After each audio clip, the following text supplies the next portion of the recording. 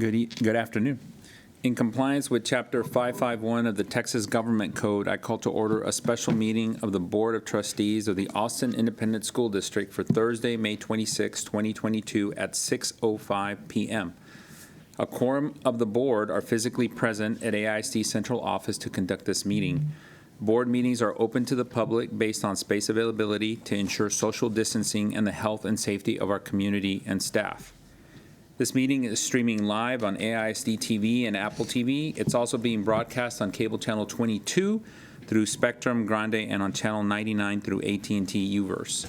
Closed captioning in English is available on these platforms for individuals who are deaf or hard of hearing, and to our audience tuning in remotely and here in person, welcome and thank you for joining us.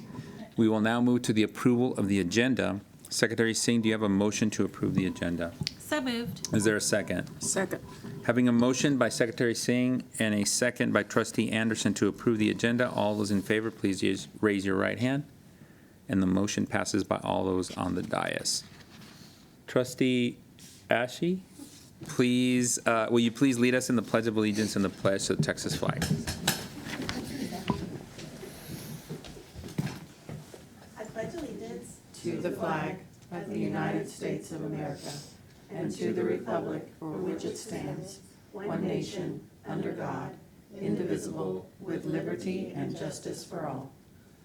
Honor the Texas flag.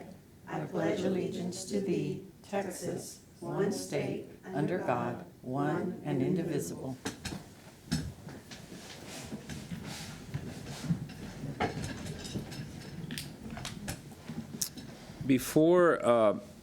Trustees, before we move to a brief introduction on our item tonight, I'd like to take a point of privilege to allow the superintendent to address the recent senseless tragedy in Uvalde, Texas. Dr. Elizalde. Thank you, President Rodriguez, members of the board. I want to take a few moments to address the horrific school shootings in Uvalde by starting with another school shooting that happened in 2012, Sandy Hook. That was a decade ago. Since then, there have been 78 shootings in schools in Texas, the most of any state. In fact, there is a school shooting in this country every other day. They have become so commonplace that many don't always get reported. But Uvalde did. And I have been wondering why this one seems to have shocked us. I've been wondering why this one seems to hurt even more. Uvalde cut so deep that Zelensky, the president of Ukraine, who's in the middle of fighting to save his country from a Russian invasion, took time to offer his condolences, his deepest sympathy for, and I quote, the murder of innocent children. Maybe Uvalde pierced a bubble because we have ties to that community. My good friend, Dr. Jeanette Ball, superintendent of Judson ISD in the San Antonio area, and the current Texas Superintendent of the Year, was a former superintendent of Uvalde just a few years ago.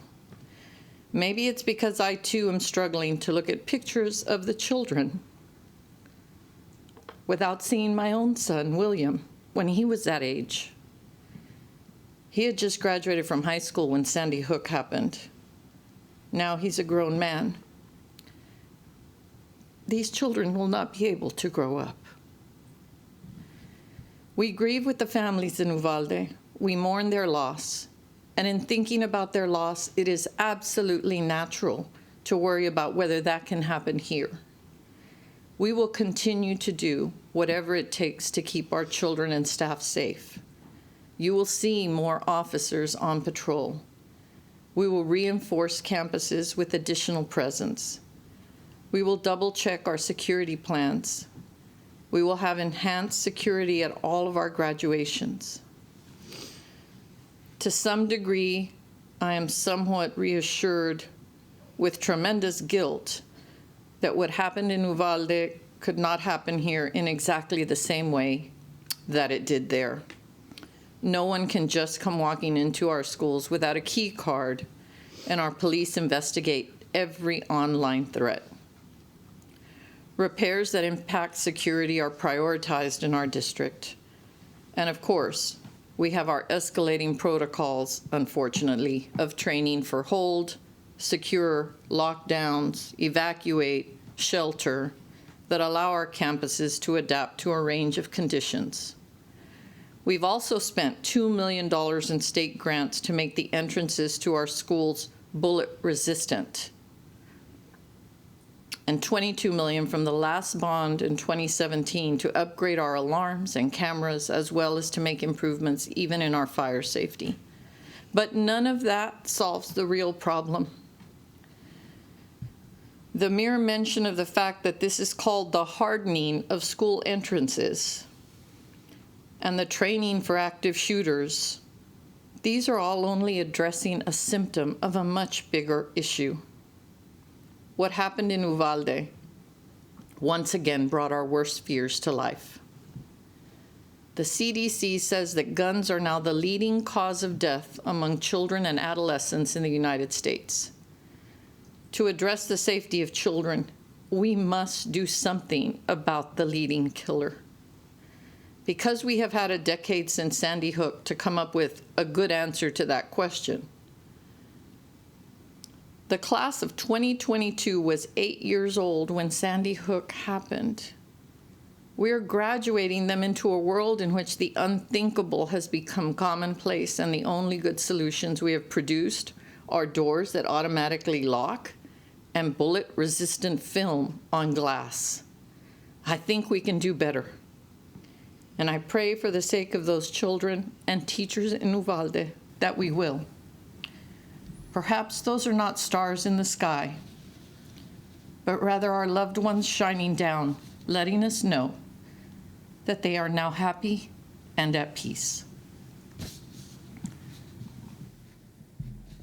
Thank you, Dr. Elizalde, for your heartfelt words. I know in speaking to our board that everyone has been sharing their love for the grief and sadness for our Uvalde families and schools. And my own heart, I think our board's heart continues to ache. And as I personally reflect on the trips my family would take through Uvalde to the migrant fields in the Northwest each year, and the fact that my son just started as a deputy sheriff in South Texas. Tonight, our board will consider taking a recess to allow trustees and the superintendent to join a vigil being held for Uvalde and Buffalo, New York, so that we can stand with our community and share our sorrow and love for all. Now I'd like to offer up a brief moment of silence for the students and staff of Uvalde Consolidated Independent School District.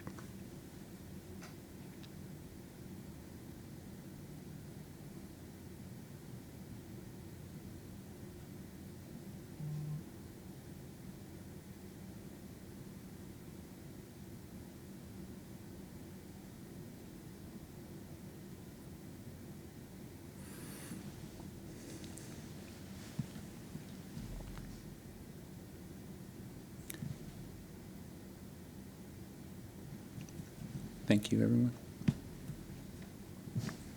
Take a drink of water.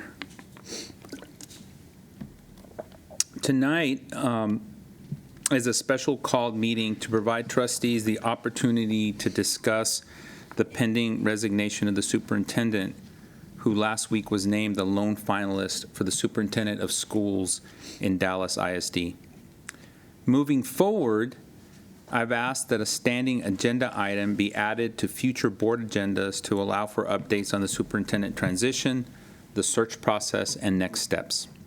We will be keeping this standing item so the board is able to provide updates and news on this process. I also plan to provide timely statements for the Austin ISD community in collaboration with our board colleagues, including an update on the discussions tonight on the ISD website and social media channels. Over the coming days and weeks, the board will discuss the transition for Dr. Elizalde, our next steps with leadership for the district, the search for a new superintendent, and when that search could occur.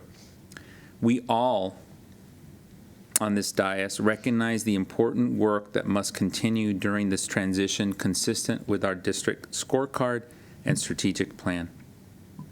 We are thankful for all of the Austin ISD teachers, staff, and leadership who will keep our mission, vision, and values going through the summer as we prepare for the next school year.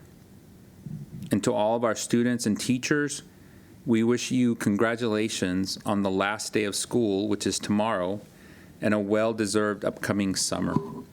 And to our graduates, we look forward to joining you all for graduation ceremonies, which started today with Rosedale School and will continue tomorrow and next week with our other high schools. The board will now move into the board will move into an executive session so we can discuss the resignation of the superintendent and receive legal advice on a transition process. If needed, the board will return to an open session to share next steps not covered under the executive session, and that portion will be recorded for our public. So we will now recess the open meeting at 6:16 p.m. and move to executive session pursuant to Texas Government Code Sections 551.074, 551.072, 551.073, 551.087, 551.076, and 551.071.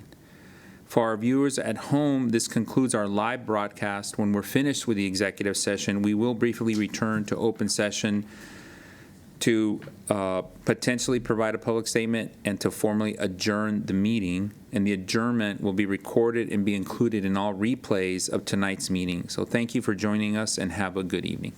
Thank you.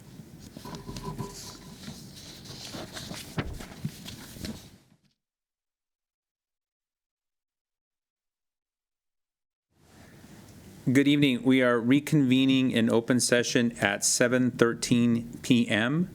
and we will be taking a brief recess to attend individually a vigil regarding the Uvalde shootings, and we'll reconvene.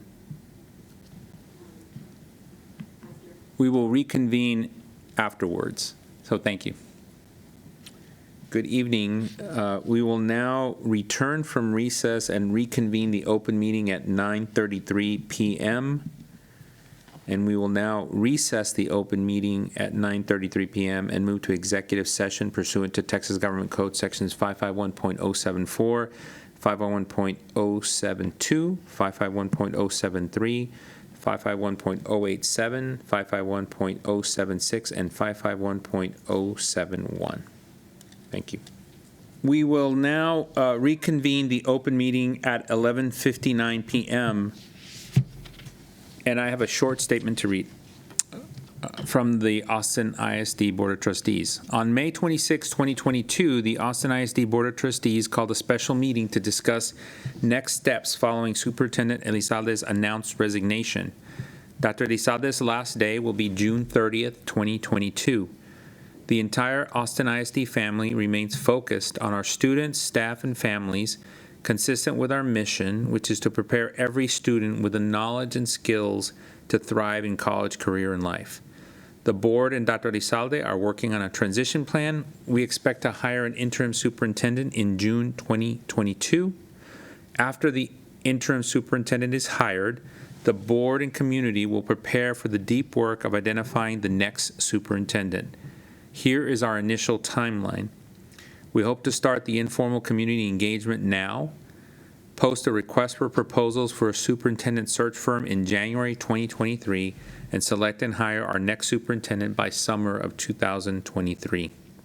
We will share updates in our board meetings and on the district website. And we are grateful to Dr. Elizalde for her service and look forward to a smooth transition.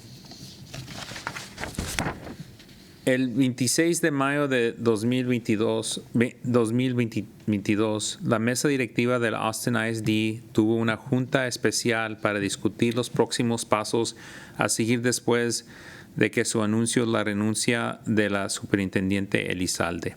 El último día de la doctora Elizalde será el 30 de junio de 2022. Toda la familia del Austin ISD se mantiene enfocada en nuestros estudiantes, empleados y familias de acuerdo con nuestra misión, que es preparar a cada estudiante con el conocimiento y las habilidades para prosperar en la universidad, la carrera y la vida. La mesa directiva y la doctora Elizalde están trabajando en un plan de transición. Esperamos contratar a un superintendente interino en junio de 2022. Una vez contratado el superintendente interino, la junta directiva y la comunidad se prepararán para el profundo trabajo de identificar al próximo superintendente. Este es nuestro cronograma inicial. Esperamos comenzar la participación informal de la comunidad ahora, publicar una solicitud de propuestas para una empresa especializada en la búsqueda de un superintendente en enero de 2023 y seleccionar y contratar a nuestro próximo superintendente para el verano de 2023. Compartiremos las actualizaciones en nuestras reuniones de la mesa directiva y en el sitio web del distrito. Estamos agradecidos con la doctora Elizalde por su servicio y esperamos una transición sin contratiempos. Gracias. Secretary Singh, do I have a motion to adjourn the meeting? So moved. Is there a second? Second. Having a motion by Secretary Singh and a second by Trustee Ashe to adjourn, all those in favor, please raise your right hand. And the motion passes by all those on the dais. The meeting is now adjourned at 12:02 a.m. Thank you.